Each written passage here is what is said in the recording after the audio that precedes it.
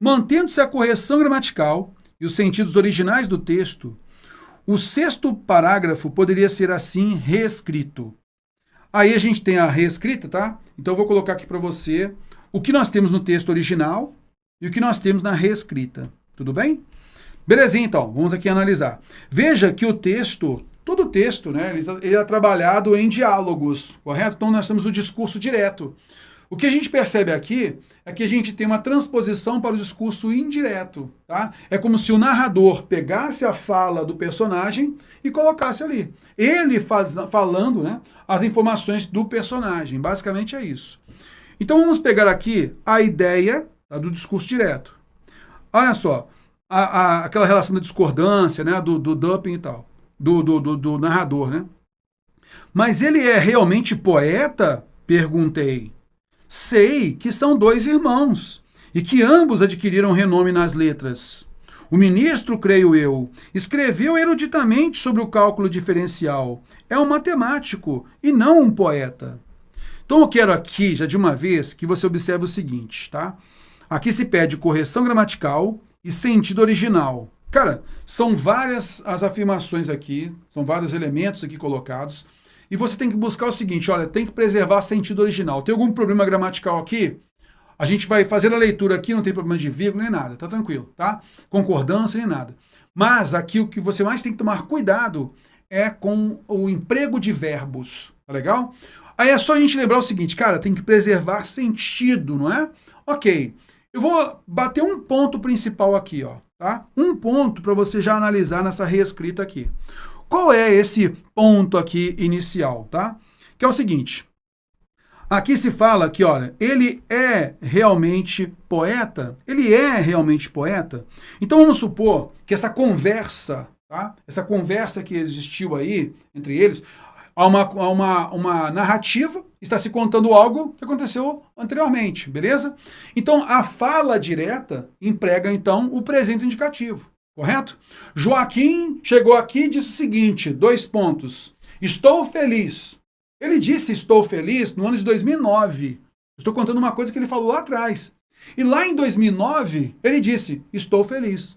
Só que agora, ao me apropriar da fala do Joaquim, eu vou utilizar estou feliz, que ele está feliz? Ora, e ele estava feliz naquele momento em que ele falou. Ah, rapaz, o Joaquim disse, agora nessa reescrita com o discurso indireto, eu vou utilizar a conjunção integrante e eu vou tomar a fala do personagem como se fosse a minha agora. Tá? Eu vou pegar aquela informação colocando agora do meu jeito. O Joaquim veio aqui e disse que estava feliz lá em 2009. Nos dias atuais, isso é passado agora. Então, na transposição da voz, na transposição do discurso direto, que o personagem estava lá no passado, ele está empregando o presente, que é aquela regularidade no momento presente. Se eu estou contando algo do passado, e eu estou me apropriando da voz do personagem, eu tenho que colocar esse presente no passado. Qual é o referente, então? Aquilo que é regularidade no presente, eu uso o presente indicativo. Aquilo que é regularidade no passado, pretérito imperfeito. Concorda comigo? Daí nós observamos o seguinte, olha só. Mas ele é realmente poeta? Perguntei se ele era realmente poeta. Muito bem, olha só, o presente indicativo passou para pretérito imperfeito indicativo. Show de bola. Mas ele é realmente poeta? Perguntei se ele era realmente poeta. Ok.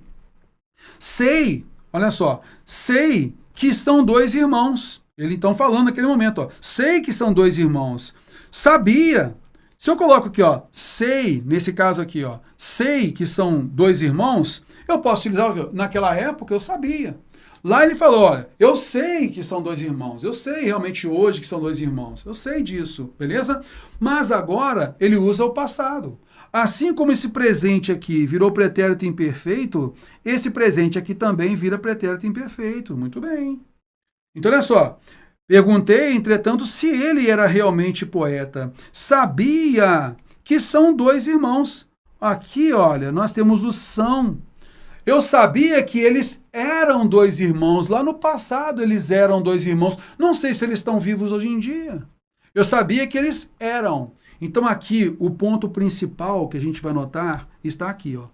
Se eu tenho o verbo no presente, no discurso direto, eu emprego o pretérito imperfeito indicativo. Presente, pretérito imperfeito indicativo. Presente, pretérito imperfeito. Sabia que eram. Já vimos o erro. Vimos um erro. Sei que são dois irmãos e que ambos adquiriram pretérito perfeito. Aí nós temos o pretérito perfeito aqui, ou até o mais que perfeito, que a forma é a mesma. Tudo bem.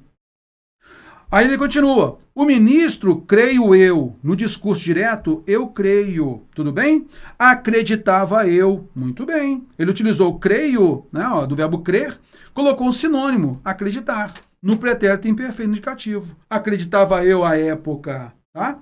O ministro, creio eu, escreveu pretérito perfeito.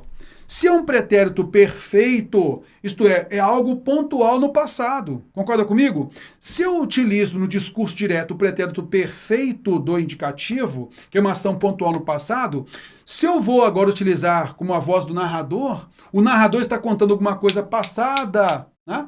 Ele vai pegar quem agora? O pretérito perfeito, ele vai jogar como pretérito mais que perfeito.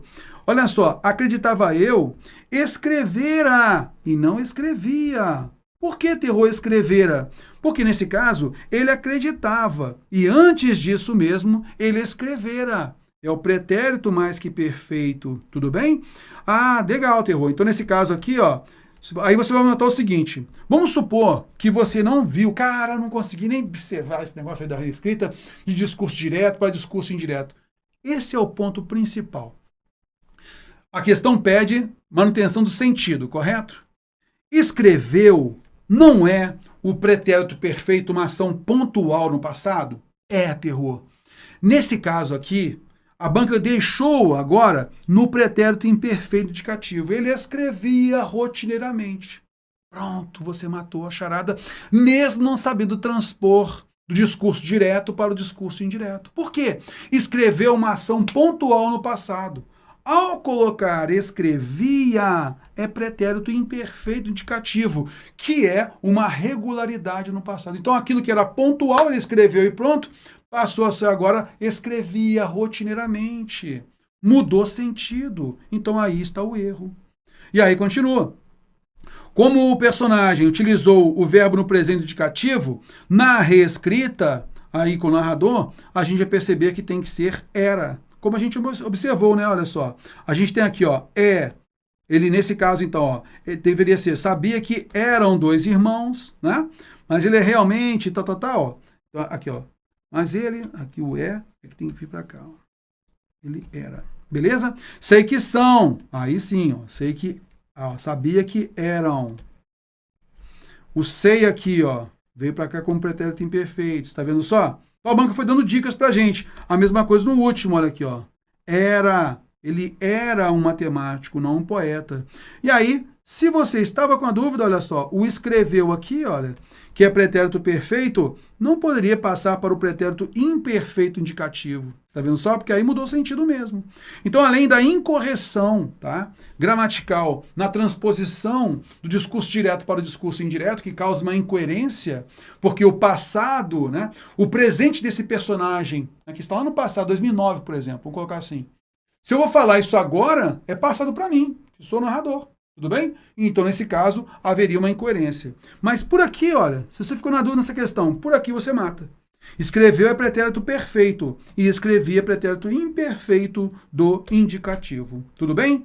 Então, a banca, ela mascarou aqui uma cobrança de discurso direto, quando, na verdade, ela só queria que você observasse, opa, se é pretérito perfeito indicativo, se eu transponho para pretérito imperfeito indicativo, eu mostro uma mudança de emprego de tempo verbal. O pretérito perfeito marca para mim uma ação pontual no passado. O imperfeito indicativo mostra para mim uma regularidade no passado, o que muda o sentido. Tá legal? Além dessas mudanças aqui notadas. Outro detalhe que eu gostaria de falar com você é o seguinte. Veja aqui que nós temos o seguinte, olha. Vem cá, mas ele é realmente poeta? Mas será que ele é realmente poeta? Esse vocábulo mas aqui, ele na realidade ele faz parte de uma interrogativa, tá? Numa frase interrogativa.